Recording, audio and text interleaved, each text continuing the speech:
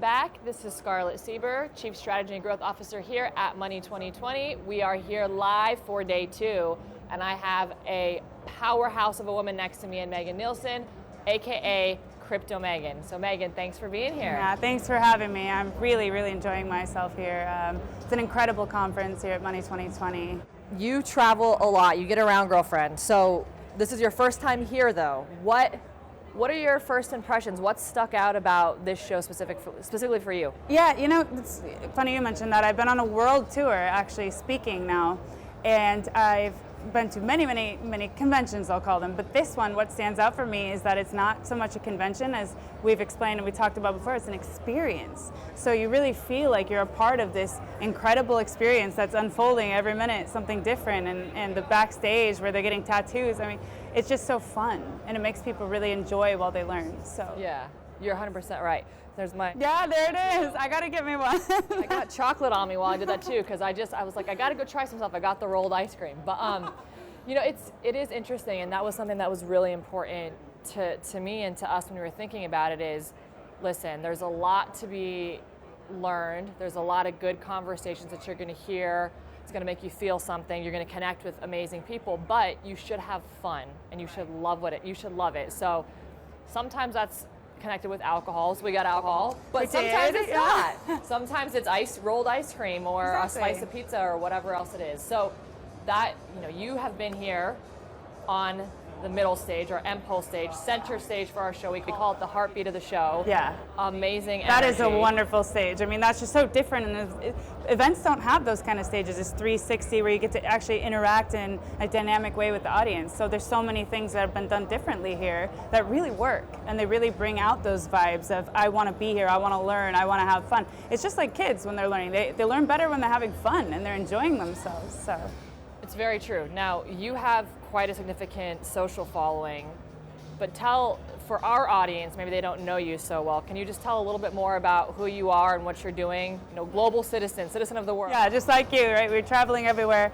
I'm originally from the Los Angeles area in California, but we're based in Spain and traveling all over the world at these conventions and speaking. And so I've been into crypto for many years. I got in many years ago. My interest, it sparked my interest, and I never kind of came back out of that rabbit hole. It was something that meant a lot to me. So over the years, I've been compiling my research, and then I started with high-end. So now I'm a high-end crypto and NFT portfolio consultant for large companies, investors, celebrities also, many of which I really hope will come out and say who they are, especially the women, because it's so amazing to see women celebrities who have that following kind of, you know, embrace the space and help other women get involved. So that's one of the parts I do. And then recently I've launched a social media, YouTube and Instagram, because I want to take that knowledge and share it with people who are just getting started, because education, and it was said here on the stage earlier, education for many isn't sexy. I think it is. I love it, but it's so key in the development of this movement. So I want to educate newcomers with entertaining information, because it's all about having fun, and advocate for women. So those are... So you hit on a few key things there. So when we talk about the education piece, I think it's a conversation.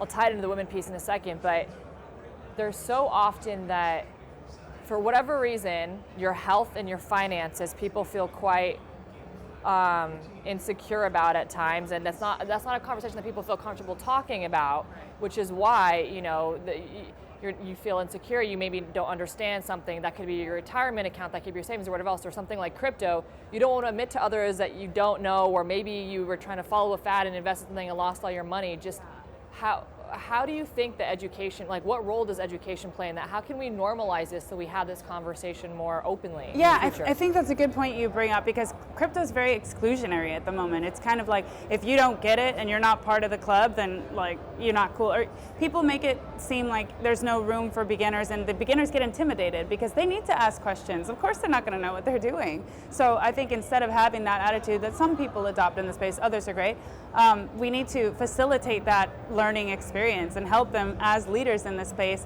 to go down the right path, to secure their wallets, to have an understanding. And part of the reason that I really got into women empowerment and wanting to help them feel like they have a space here is because I consult for a lot of men that are very high up in their companies, and the wives also always tell me, no, the finance and the tech, that's my husband's job. And I say, but you and I can actually sit down and have our own conversation, and we can get started on our own as well. And the way I see their face light up when I explain it to them and the possibilities, it's a whole new world of opportunity, and I want everybody to have that opportunity. And I think the word that is so crucial is what you started in your responses is about empowerment, because education equals empowerment or leads to empowerment, because now, whether or not, as a husband and wife or a partner relationship, you can both feel like you are attributing to your family's well-being and to your wealth and understand the ins and outs, which I think is so awesome. So obviously women is a big thing to you, because we've talked offline, women is a big thing to me, and something that I've cared a lot about. So when you think about what you've seen on the stages, what has stuck out to you so far today? How is that tied into some of the stuff that we know about, women and crypto and the Web3? One thing I noticed was that the ratio of male to female here was much, much better than in most of the conferences I've attended around the world. I mean, there were so many women in the audience. It made me so happy and so intrigued and so eager to learn, and people coming up to me after the session asking questions. So that's so incredible to see. So that ratio here at Money 2020 is doing it right. I mean, it's run by women, right? Like, it's just incredible to see. And I think that's something that we've spent a lot of time, and we're very intentional about doing it in that way. I'm happy to say that for our speakers, we've had 41% women across the stages, and we are sitting at the center of technology, heavily male, heavily white dominated, and finance, heavily male. So white. So putting the two together is like you're just asking for it. And I've been coming here for a long time, and it's certainly changed over time. But excited to see it, and I'm glad that you saw that, because your first time, for your first experience to be like that, that's really powerful. It was one of the first things I noticed, so that made me really happy. So when you think about Web3, we can throw every word out there that people are talking about. Yes. What are you most excited about? I'm excited about the opportunity of it all, and starting, it's kind of like a great reset. I mean, we're transitioning into this phenomenon that's going to be a cultural, not only a financial, but a cultural revolution. We're connecting in ways we never thought possible before.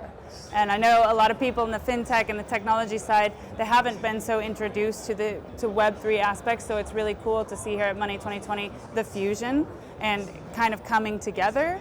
In fact, it was one of my favorite panels today was about the metaverse, and one of the topics was on the metaverse and how we can make it sustainable in the future. And one of my favorite topics was spoken about by Steve from HSBC, the bank. I mean, it was incredible to see a banker talking about a metaverse in a positive way and saying that we need to learn. One of his key points in that panel was we need to facilitate education. How can bankers give businesses loans to build in the metaverse when they don't understand it?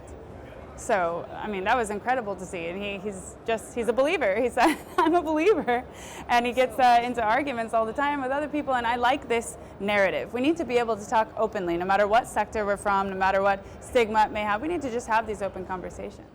And that's where the real movement will happen, because, as you said, so refreshing to have a traditional big European bank come and have a perspective like that. Yeah. Because once you start normalizing it, and whether or not you agree with it, that's your, you have a right to choose that, but at least we're having the conversation. Right.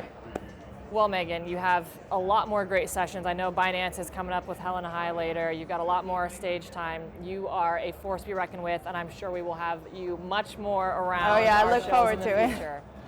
For all of you, thank you so much for joining us. We'll have more great stuff coming from Money 2020. Thank you so much.